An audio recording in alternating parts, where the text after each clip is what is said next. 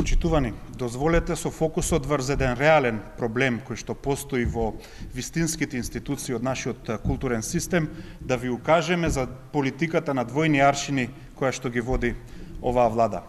Во Македонската опера и балет, во над 700 квадратни метри завеси има азбест. Кај 90% од хористите се забележани проблеми на дишните патишта. Скандалозно, од надлежните институции имало потврда и имало сознание дека завесите содржат за азбест и замислете, одговорено име на работниците дека тој е азбест во тврда состојба и дека последиците од тоа немало да бидат толку штетни. Ете, тоа е само една мала слика на проблемите со која што се соочува оваа институција и таа реална слика останува во сенката на милионскиот нов театар, на чиј црвен тепих вчера продефилираа скапите бунди, штикли и костуми на македонските Марија Антоанети. Оставајќи ја некаде надвор реалноста на невидливиот човек, и зошто е тој невидлив?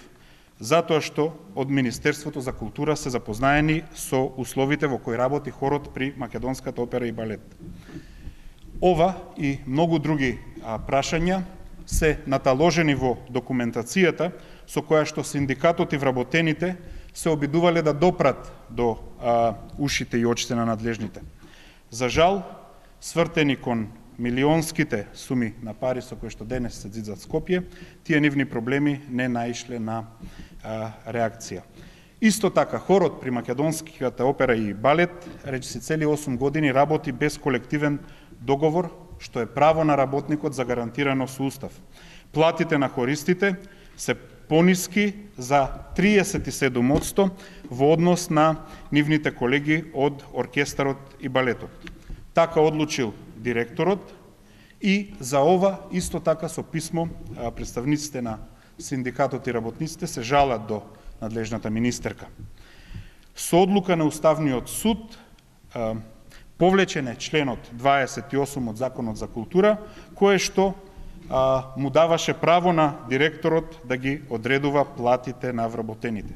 Со оваа измена сега се соочуваме со ситуација во која што законот грубо се прекршува, а при тоа никој не реагира. Ова е само пример на една од дискриминацијата врз уметниците. Знаеме дека и уметниците, значи внатре во институциите, но и уметниците надвор од другите сектори се жалат дека не добиваат плати по исти стандарди.